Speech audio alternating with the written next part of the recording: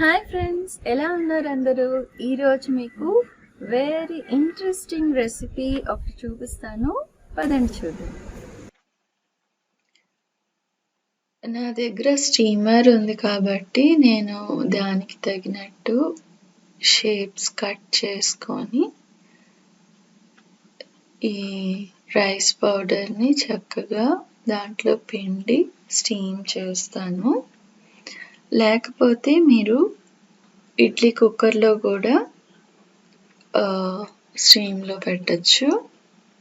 ఇప్పుడు కళాయిలో ఆయిల్ వేసుకొని ఆవాలు, జీలకర్ర స్ప్లటర్ అయిన తర్వాత కరివేపాకు యాడ్ చేసి గ్రీన్ చిల్లీస్ వేసుకొని ఒక 2 to 3 ఆనియన్స్ చాప్ చేసుకొని వేసి సాల్ట్ వేసుకొని ఫ్రై చేసిన తర్వాత క్రష్ జింజర్ వేసుకొని బాగా ఫ్రై చేసిన తర్వాత green peas and tomato puree ఒక 3 to 4 టొమాటో ప్యూరీస్ వేసుకొని పసుపు కారం వేసుకొని బాగా మిక్స్ చేసిన తర్వాత సైడ్ పెట్టుకొని ఇది కల్లుప్పు వేసిన వాటర్ బాగా బాయిల్ చేసుకొని మీకు ఎంత రైస్ పౌడర్ కావాలో అంత రైస్ పౌడర్లో బాగా స్లోగా వేసుకుంటూ కలుపుకోవాలి.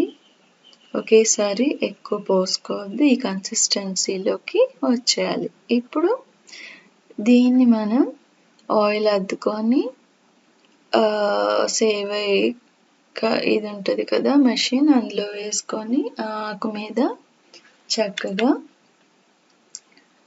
పిండేసుకోవాలి. పిండుకొని అక్కడ పక్కన స్టీమర్ ఉంది కదా దాంట్లో పెట్టి మూత పెట్టేసి అది స్టీమింగ్ అయిన తర్వాత గ్రేవీలో వేసి కలుపుకోవాలి. ఒక్కొక్కటి ఫస్ట్ రెడీ చేసి పెట్టేసుకోవాలి. ఆ తర్వాత గ్రేవీలో యాడ్ చేసి బాగా మిక్స్ చేసేసుకోవాలి. ఇప్పుడు కొంచెం కొరియాండర్ చల్లేసుకొని ప్లేటింగ్ చేసేసుకోవాలి. మళ్ళీ ఒక ఆకు పెట్టుకొని దాంట్లో ఈ వేడి వేడి సేవైని పెట్టుకొని చక్కగా ప్లేటింగ్ చేసేసుకొని ఆ తర్వాత కొరియాండర్తో గార్నిష్ చేసి సర్వ్ చేయటమే. యమ్మీ సేవై ఇస్ రెడీ. సో ఇది ఇడియాప్పం.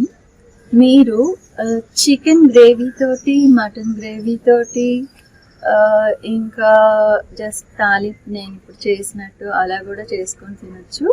వాటితో కూడా బాగుంటుంది. అండ్ పాయా గ్రేవీ తోటి కూడా చాలా టేస్టీగా ఉంటుంది.